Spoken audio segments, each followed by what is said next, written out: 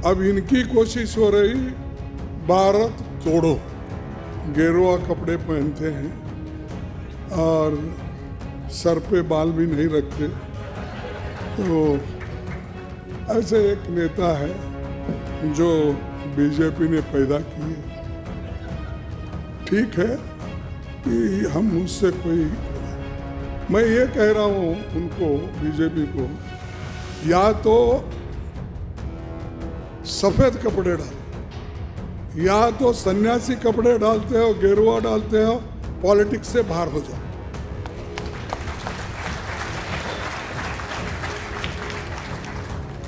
भाई उसकी पवित्रता क्या रही? एक तरफ गेरुआ कपड़े डालते हो, जज साहब आपको पूछ रहा हूं, हाँ? एक तरफ गेरुआ कपड़े डालते हो, दूसरों को उपदेश करते हो, बटेंगे तो कटेंगे बोलते हो। और ये क्यों डाले? अरे आपका काम तो है सबको जोड़ना, सबसे प्रेम से बात करना, सबको एक रखना। योगी मुख में राम, बगल में छुरी,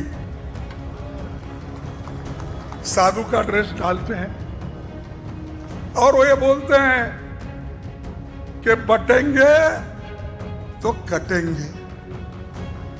अरे भाई कौन बांट रहा है, कौन काट रहा है? अरे बांटने वाले भी आप ही हो, काटने वाले भी आप ही हो।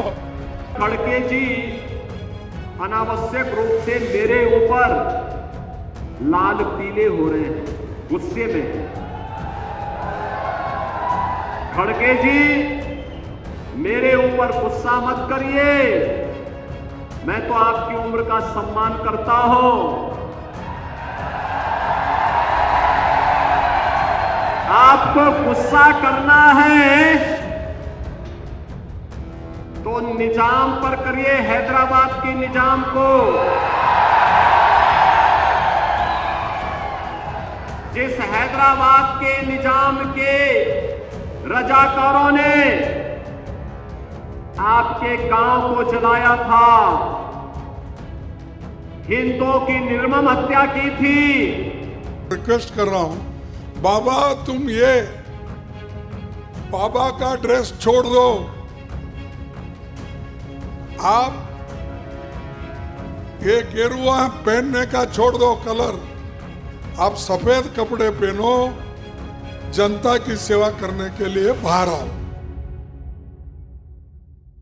नमस्कार, मैं रवीश कुमार। योगी आदित्यनाथ का एक नारा इस बार के चुनावों की पहचान बनता जा रहा है, बटेंगे तो कटेंगे। विपक्ष ने इस नारे को लेकर कई दूसरे नारे बना दिए, पढ़ेंगे तो जीतेंगे, बचेंगे तो रहेंगे, इस टाइप के। लेकिन इस नारे को लेकर एक लड़ाई और हो रही है जिस पर कम लोगों का ध्यान गया है। यह लड़ाई हो रही है कांग्रेस अध्यक्ष मल्लिकार्जुन खड़गे और मुख्यमंत्री योगी आदित्यनाथ के बीच।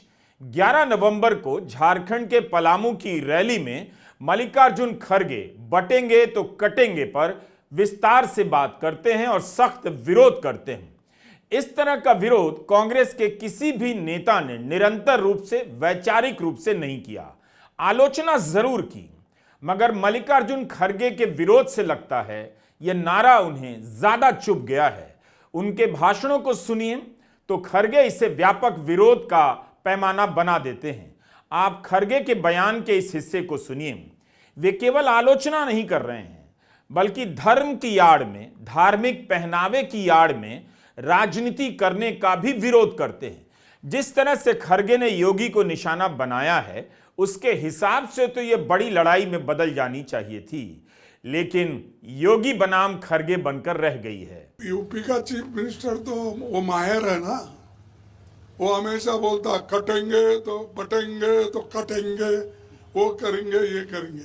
मैं उसी लिए उनको कह रहा हूँ, रिक्वेस्ट कर रहा हूँ, बाबा तुम ये बाबा का ड्रेस छोड़ दो, आप ये गेरुआ पहनने का छोड़ दो कलर, आप सफेद कपड़े पहनो, जनता की सेवा करने के लिए बाहर आओ।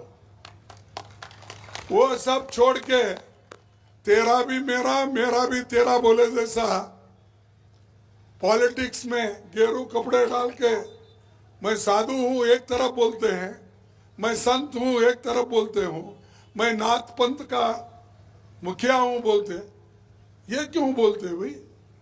साधु है, साधु का काम करो। वो सब छोड़ के ये गेरुआ कपड़ा डाल के सबको बेवकूफ बना रहे हैं। आप वो छोड़ दो, लोग उतने बेवकूफ नहीं है। तो तुम अपने आप को जो होशियार समझ रहे हैं, तुम खुद बेवकूफ हो। आप प्रधानमंत्री मोदी का भाषण सुनिए, चुनावी भाषण। वे राहुल गांधी को अक्सर निशाना बनाते हैं, लेकिन मल्लिकार्जुन खड़गे को नजरअंदाज कर देते हैं। बहुत दिनों के बाद कर्नाटका में खड़गे के एक बयान को लेकर प्रधानमंत्री मोदी ने निशाना बनाया, तो खड़गे सीधे सीधे मैदान में उतर गए और लाभार्थी बनाम रेवड़ी पर डिबेट करने के लिए प्रधानमंत्री मोदी को आमंत्रित करने लगे। खड़गे सामने से टकराने वाले नेता हैं। उनका भाषण कांग्रेस की लाइन पर तो होता है, लेकिन कांग्रेस की लाइन से भी ज्यादा ठोस होता है। अगर आप तुलना करना चाहें तो देख सकते हैं कि बटेंगे तो कटेंगे का विरोध राहुल गांधी किस तरह से कर रहे हैं और मल्लिकार्जुन खड़गे किस तरह से कर रहे हैं। काफी अंतर नजर आएगा। खड़गे ने योगी आदित्यनाथ के ड्रेस कोड पर भी सवाल उठाया और कहा कि राजनीति करना चाहते हैं तो राजनीति का लिबास भी धारण करना चाहिए, और अगर धार्मिक लिबास धारण करते हैं तो भाषा संतों की होनी चाहिए। इस नारे ने लगता है खड़गे को ज्यादा चुनौती दी है। जिस तरह से खड़गे ने इस चुनौती का जवाब दिया है, आपको विपक्ष के पाले में मौजूद नेताओं के जवाब तो दिखेंगे, लेकिन इस तरह के जवाब नहीं। मोदी जी बोलते हैं हम एक है तो सेफ है। मैं पूछता हूं मोदी जी, अगर एक होना है, सब मिलके रहना है, तो बोलो वो मनुस्मृति को, उस मनुस्मृति को चलाओ।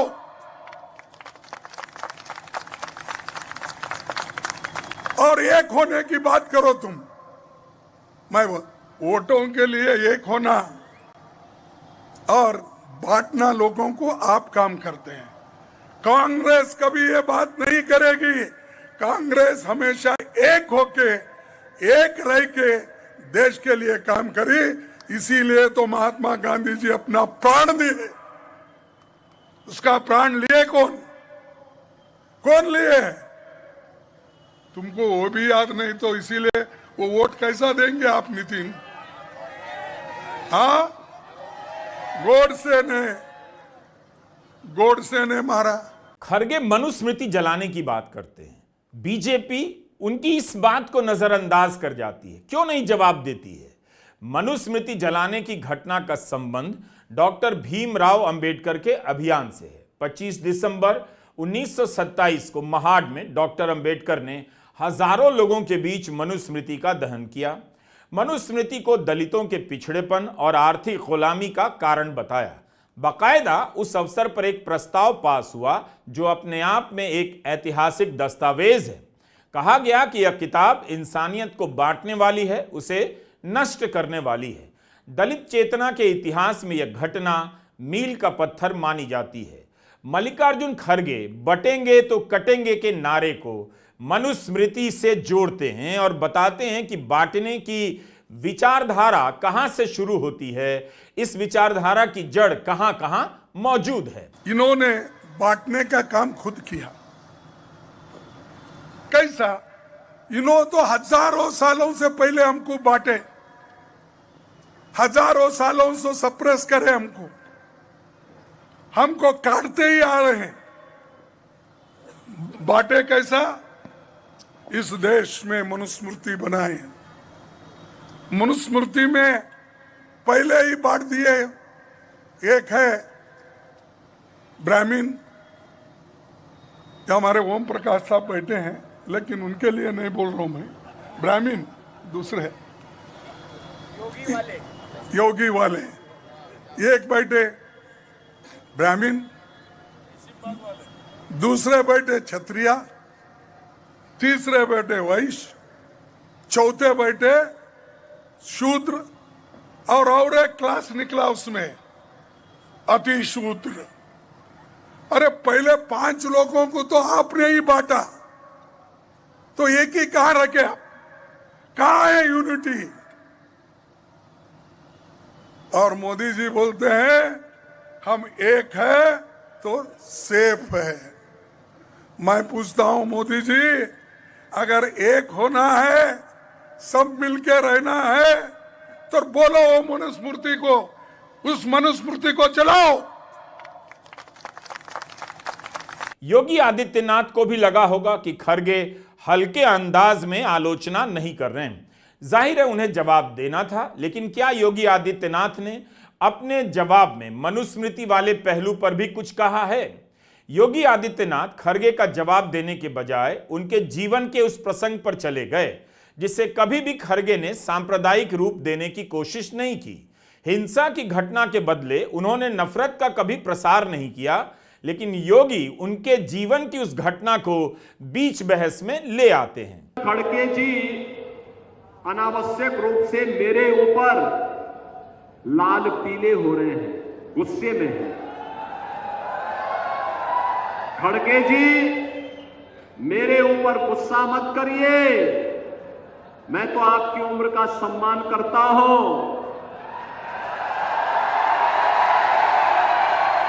आपको गुस्सा करना है तो निजाम पर करिए, हैदराबाद के निजाम को, जिस हैदराबाद के निजाम के रजाकारों ने आपके गांव को जलाया था, हिंदुओं की निर्मम हत्या की थी, आपकी पूज्य माता को, आपकी बहन को, आपके परिवार के सदस्यों को जलाया था। इस सच्चाई को देश और दुनिया के सामने रखिए कि जब भी पटेंगे तो इसी प्रकार से निर्ममता से कटेंगे। ये सच्चाई रखिए। आप वोट बैंक के लिए इस सच्चाई को देश के सामने रखने से कोताही कर रहे हैं, देश के साथ धोखा आप कर रहे हैं। मैं तो एक योगी हूं, मैंने तो एक ही बात सीखी है, मैंने तो एक ही बात सीखी है, हर काम देश के नाम। मेरे लिए तो अपना देश और अपना सनातन धर्म से बढ़कर के कुछ भी नहीं हो सकता। लेकिन आपको कम से कम सच्चाई वो रखनी चाहिए जो देश की आजादी के तत्काल बाद निजाम के रजाकारों ने, उनके गुंडों ने उस समय हिंदू जनता पर हैदराबाद रियासत के अंदर किया था। आप इस सच्चाई को छुपाने का काम कर रहे हैं। हैदराबाद के निजाम ने भारत के साथ विलय का विरोध किया था। निजाम की सेना को रजाकार कहते हैं, जिसका काम था भारत के साथ विलय की बात करने वालों के खिलाफ हिंसा करना। यह संक्षिप्त रूप में मोटा मोटी बता रहा हूं।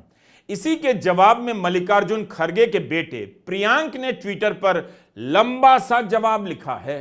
प्रियांक लिखते हैं कि हां योगी जी, रजाकारों ने 1948 में श्री खड़गे जी का घर जला दिया था, उनकी माता और बहन को मार दिया था, लेकिन खड़गे जी किसी तरह बच गए और आगे चलकर 9 बार विधायक बने, 2 बार लोकसभा सांसद और राज्यसभा सांसद बने, केंद्रीय मंत्री, लोकसभा के नेता, राज्यसभा में नेता प्रतिपक्ष और कांग्रेस के अध्यक्ष चुने गए।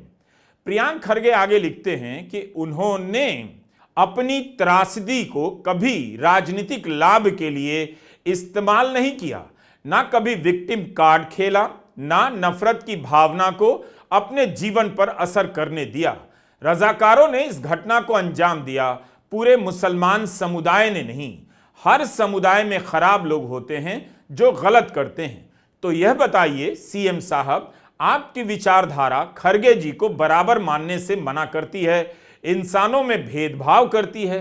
क्या इससे आप सब बुरे बन जाते हैं या सिर्फ वे जो इस पर अमल करते हैं?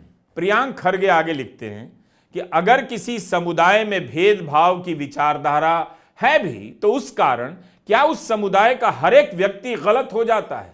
वैसा ही हो जाता है। 82 साल की उम्र में खरगे जी संविधान बचाने के लिए बुद्ध, बसवन्ना और अंबेडकर के विचारों को बुलंद करने के लिए अथक प्रयास कर रहे हैं। ये प्रियांक खरगे जो उनके बेटे हैं लिख रहे हैं। आगे कहते हैं कि योगी जी अपनी नफरत कहीं और ले जाइए, आप उनके विचारों या विचारधारा पर बुलडोजर नहीं चला सकते। मोदी की उपलब्धियों पर चुनाव जीतकर दिखाइए, समाज में नफरत के बीज बोकर नहीं। इसके बाद भी योगी इस मुद्दे को उठा रहे हैं और खरगे के जीवन की इस घटना को उन्होंने अपना मुद्दा बना लिया। जिसका घर जला वो मुद्दा नहीं बना रहा, लेकिन योगी आदित्यनाथ उत्तर प्रदेश के मुख्यमंत्री मुद्दा बनाए जा रहे हैं। मैं इस प्रकार की भाषा का प्रयोग क्यों कर रहा हूं? खड़गे जी, मैं एक योगी हूं और एक योगी के लिए देश पहले होता है, राजनीतिक स्वार्थ बाद में।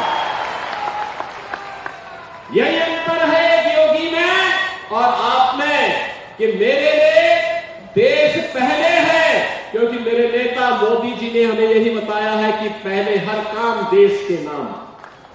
लेकिन आपके लिए कांग्रेस की तुष्टीकरण की नीति पहले है और यही कारण है कि आप सच्चाई न बोल पा रहे हैं न समझ पा रहे हैं। अगर आपने सच्चाई को बोला होता, आपने इस बात को कहा कि आपके परिवार के साथ आजादी के तत्काल बाद घटना घटित हुई थी और सचमुच घटना घटित हुई थी, और यह भी सच है कि खड़गे जी का गांव बारावती यह हैदराबाद के निजाम के अधीन आने वाला एक गांव था। याद करिए, अंग्रेजों ने जब देश आजाद हो रहा था, उनको लगा था कि अब भारत के क्रांतिकारियों के सामने अधिक दिनों तक वह नहीं टिक पाएगा, तो उसने भारत के स्वाधीनता के लिए जो सूत्र तय किए थे, जो रोड मैप तय किया था, ब्रिटिशर ने उसमें तय किया था भारत का विभाजन हो। इसके लिए मुस्लिम लीग को देश के अंदर प्रोत्साहित करने का काम तो कर ही रहे थे। दिलचस्प वाद प्रतिवाद चल रहा है। योगी याद दिलाते हैं कि खरगे जी का घर दंगों में जला दिया गया और खरगे कह रहे हैं कि उस घटना का उन्होंने राजनीतिक इस्तेमाल नहीं किया और उसे लेकर किसी से नफरत नहीं की। आप खुद देखिए, 82 साल के खरगे कैसे हिंसा की पुरानी घटना को आज की राजनीति में डील करते हैं। वे खुद को हिंसा और प्रतिहिंसा की आग में नहीं जलाते हैं, बल्कि उस आग में कोई और ना जले, किसी और का बच्चा कूदकर दंगाई ना बन जाए, खरगे उसका भी ख्याल रखते हैं। इसीलिए अतीत की उस घटना का इस्तेमाल नहीं करते। खरगे विक्टिम कार्ड की राजनीति करने वाले नेता नहीं हैं। राजनीति के मैदान में वे हमेशा राजनीतिक मुद्दों से लड़ाई करते हैं। अपने दलित होने की पहचान का भी सहारा नहीं लेते और ना किसी मुद्दे के जवाब में उसकी आड़ लेते हैं। खरगे जैसे नेता ही कह सकते हैं कि योगी जी धार्मिक लिबास में नहीं, राजनेता के लिबास में आइए, राजनीति कीजिए, मुद्दों की बात कीजिए, उपलब्धियों की बात कीजिए। आपको याद होगा, राहुल गांधी ने जब मोदी नाम का जिक्र किया भ्रष्टाचार के संबंध में, तो बाकायदा केस मुकदमा हुआ, मोदी नाम को लेकर भावुकता पैदा की गई और राहुल गांधी को लोकसभा की सदस्यता से बर्खास्त कर दिया गया, जिस फैसले को सुप्रीम कोर्ट ने पलट दिया था। बटेंगे तो कटेंगे, बटेंगे तो किसको भाई, कौन बांट रहा है? इस देश को तो तुम बांट रहे हैं, इससे पहले भी तुम बांटे। सब में जाति जाति में झगड़ा लगा के आप बांटे और कटेंगे। किससे कटेंगे आप? ये देश तो एक है, हम सब एक है, कोई फर्क है? अरे नेहरू जी ने इस देश को एक रखा, गांधी जी ने इस देश को एक रखने के लिए गोलियां खाई है, घोड़से जैसे आदमी के तरफ।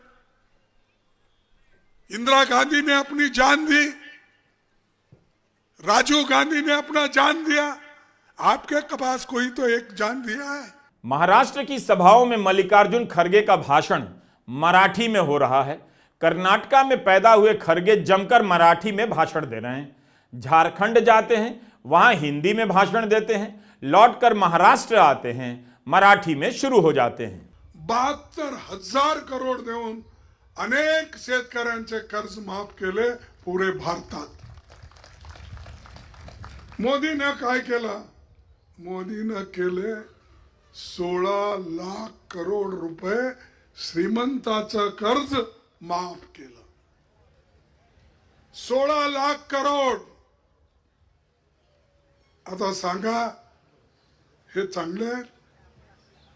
गरीबाला बघणारे आहेत? अहो, श्रीमंताचा 16 लाख कर्ज तुम्ही माफ करता, तर गरीबाचं काय करत नाही, शेतकऱ्यांचं काय करत नाही, याच्याबद्दल बोला, याच्याबद्दल सांगा। आम्ही पार्लिमेंट मध्ये जेव्हा विचारतो त्याला उत्तर देत नाही। चंद लोग पाकिस्तान के एजेंट है, चंद लोग देश को डिवाइड करना चाहते हैं, चंद लोग, अरे ज्या प्रश्नाचं उत्तर आम्ही मागतो ते देत नाही। पाकिस्तान, काश्मीर, तिकडं इकडं जाऊन, चायनाकडे जाऊन इथं इलेक्शन मध्येच येतोय। इलेक्शन शिवाय दुसरं काही नाही त्यांच्याकडे कार्यक्रम। MLA इलेक्शन आला हजर, MP इलेक्शन आला हजर। आता पुढे हुशार रहा की जिल्हा पंचायत इलेक्शन आणि म्युनिसिपॅलिटी मध्ये ते प्रचाराला येणार आहे। चुनाव के बाद सारी चर्चाएं आंकड़ों को लेकर सिमट जाएंगी, हार और जीत में खो जाएंगी। लेकिन तमाम तरह की बाधाओं का सामना करते हुए विपक्ष कैसे अपनी बात इस दौर में जनता के बीच रख रहा है, उसे कोई नोटिस नहीं करता। गोदी मीडिया किस तरह का खेल करता है, आंकड़ों की चर्चाओं में इन बातों को गायब कर दिया जाएगा। खरगे के भाषण को सुना कीजिए। वे अपने भाषणों में बीजेपी से वैचारिक स्तर पर किस तरह से लोहा लेते हैं, आप देख सकते हैं। कांग्रेस के बागी बीजेपी को फायदा पहुंचा रहे हैं। हरियाणा के चुनाव से कांग्रेस ने यह सबक सीख लिया है, ऐसा लगता है। इसलिए खरगे गद्दारों को वोट न देने का नारा लगवाते हैं और एक हैं तो सेफ हैं के नारे के जवाब में एक और नारा लगवाते हैं। आणि तुम्ही गद्दारी करून दुसरीकडे जायचं। गद्दार लोगों को वोट मत दो, गद्दार लोगों को वोट मत दो, इतना मैं कहता हूं। और आखिरी में एक स्लोगन आपको कहना पड़ेगा, वो ये है, आवाज दो, आवाज दो।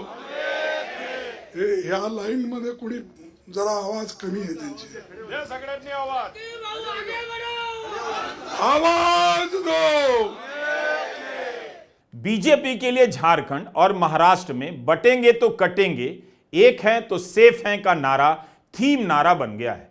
बीजेपी को लगता है कि इस एक नारे से लोग अपने तमाम मुद्दे भूल जाएंगे। महंगाई के मुद्दे भूल जाएंगे, नौकरी के मुद्दे भूल जाएंगे, अनाज के दाम के मुद्दे भूल जाएंगे और जो भी मुद्दे हैं सब कुछ भूल जाएंगे और कटने के डर से एकजुट हो जाएंगे। किससे कटना है, कौन काट रहा है, यह सब बीजेपी के नेताओं को बोलने की जरूरत नहीं। उन्होंने राजनीति की ऐसी जमीन तैयार कर दी है जहां वे इशारा भर करते हैं और उम्मीद करते हैं कि लोग समझ ही जाएंगे कि किससे बचने और कटने की बात कही जा रही है। योगी खरगे को इसलिए निशाना बना रहे हैं क्योंकि खरगे ने लगातार इस मुद्दे को अपनी जनसभाओं में उठाया है और इस पर सीधा सीधा जवाब दिया है।